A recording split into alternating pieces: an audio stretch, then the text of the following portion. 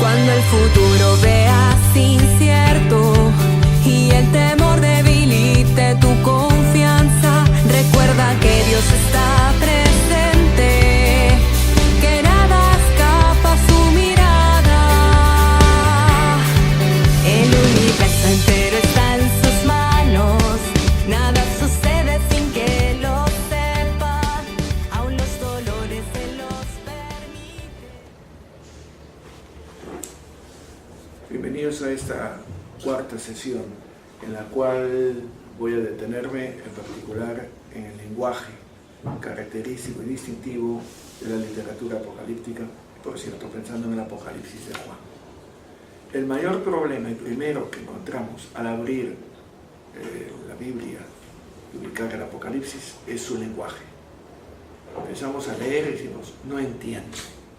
Es críptico, raro, incomprensible. Es así para nosotros.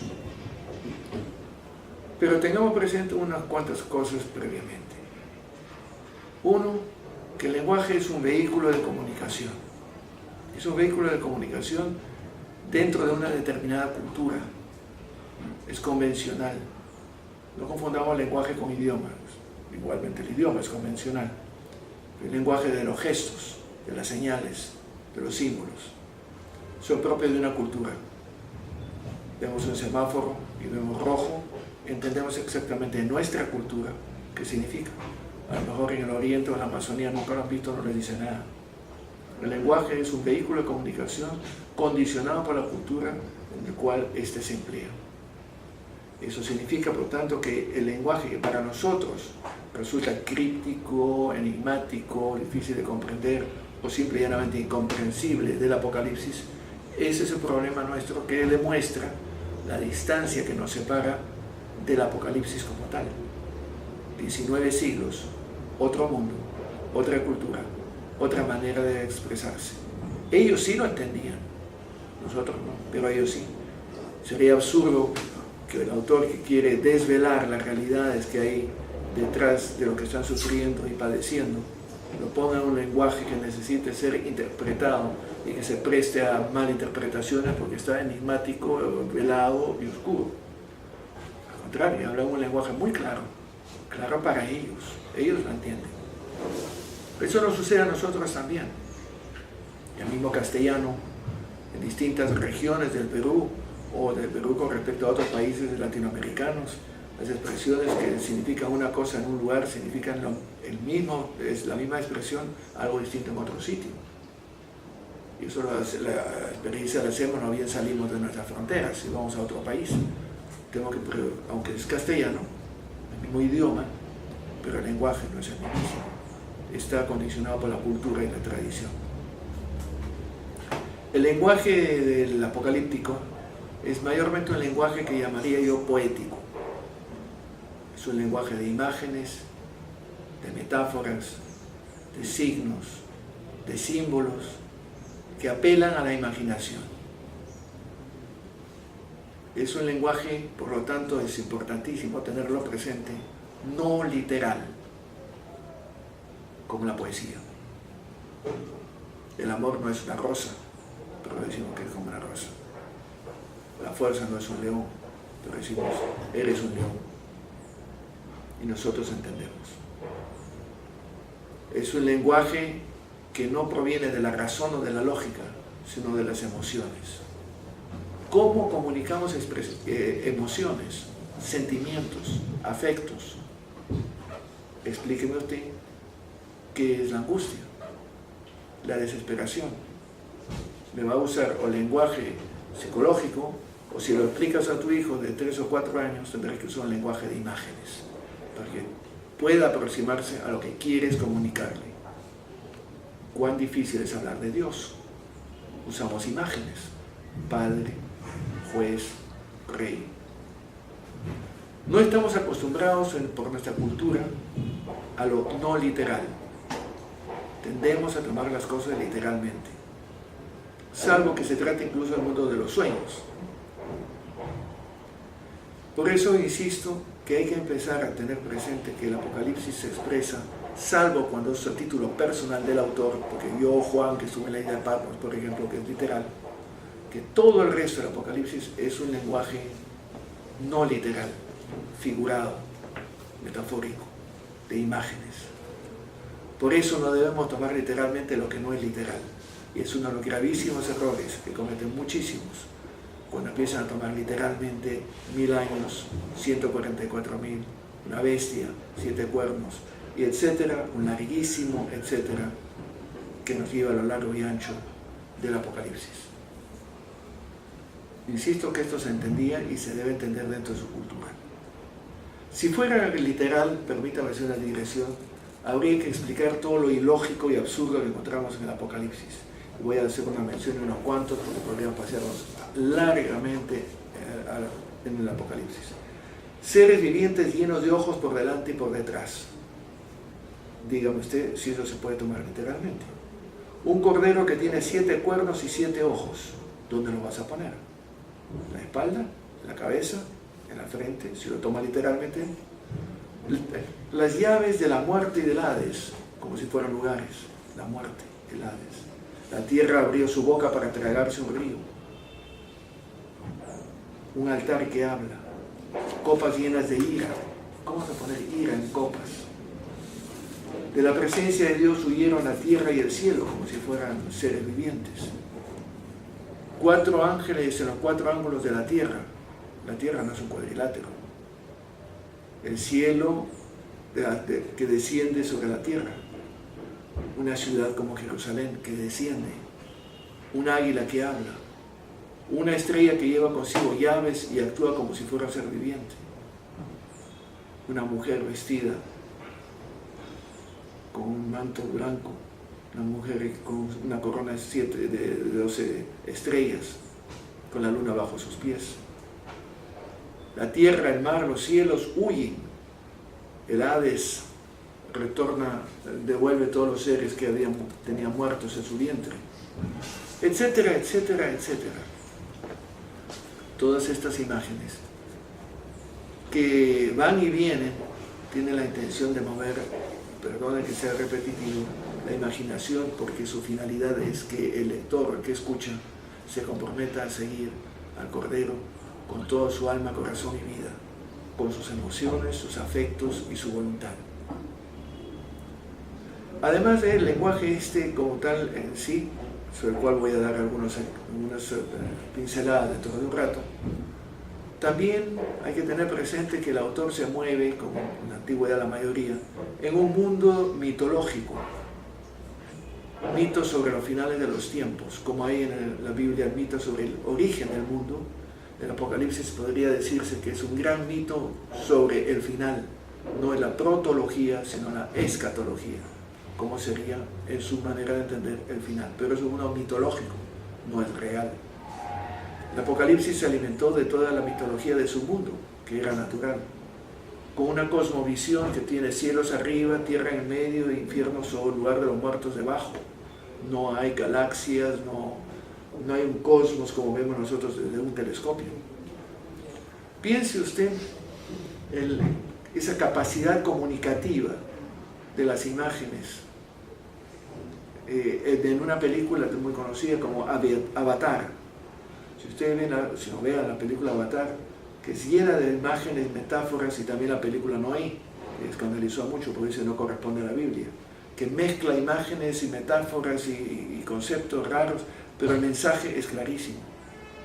Y los dos van en la misma línea, de cuidar nuestro planeta, no destruirlo.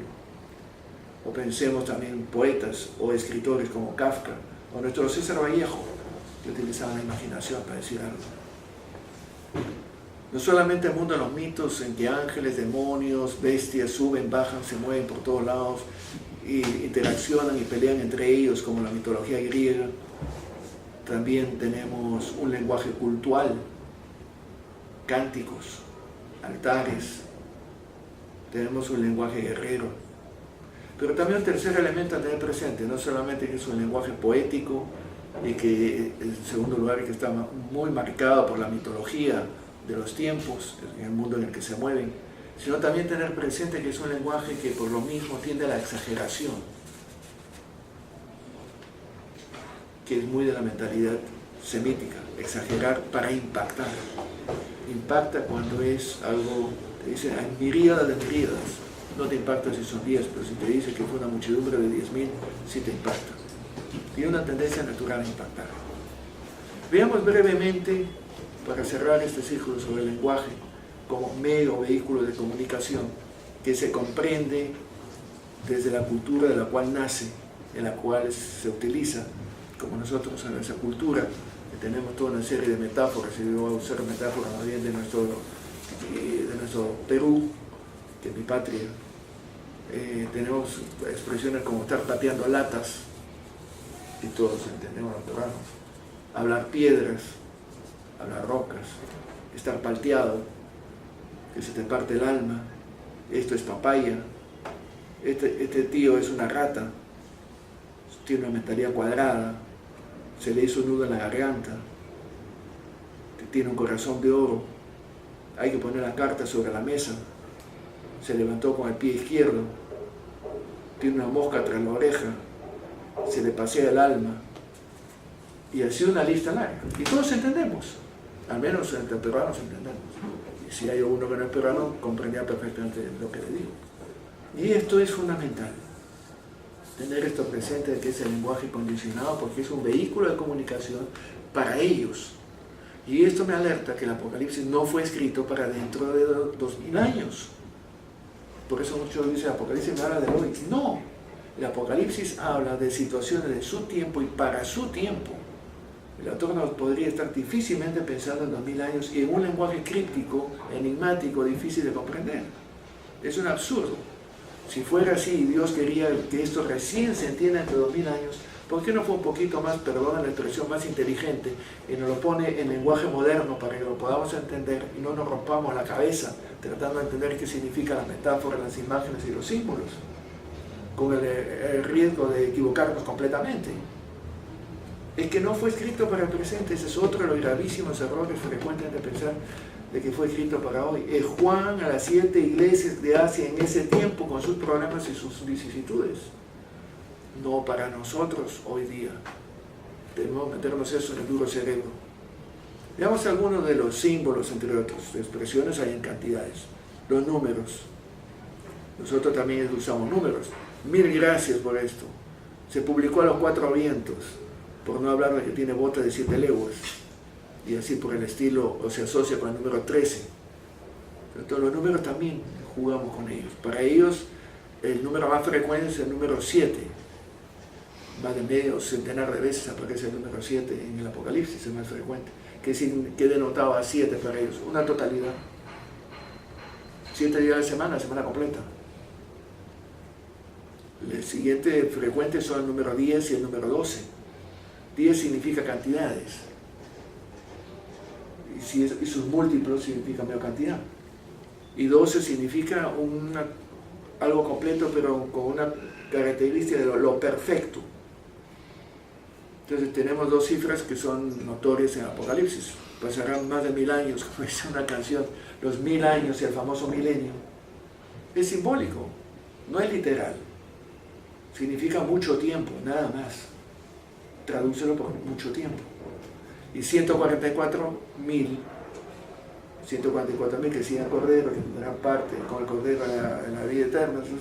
¿De dónde viene? Lo dice, 12.000 de cada una de las 12 tribus. Entonces, 12 por 12 por 1000. 1000 significa muchísimos. 12 significa, bueno, las 12 tribus la totalidad, y 12 también significa la perfección. Entonces, el pueblo perfecto, la multitud que constituye el pueblo perfecto, que en otro momento dirá miríadas de miríadas de miríadas. Otra manera de decir 144.000. ¿Por qué usa 144.000? Porque dice los 12, las tribus, en estado de perfección, ¿esas quiénes son? La iglesia. Los 144.000 es esta manera de decir todos aquellos que constituyen la iglesia, que es la Israel perfecta. Colores también son frecuentes. Muchas veces no le prestamos atención. Nosotros también lo tenemos. Cuando alguien se ha muerto nos ponemos de negro. La novia se viste de blanco.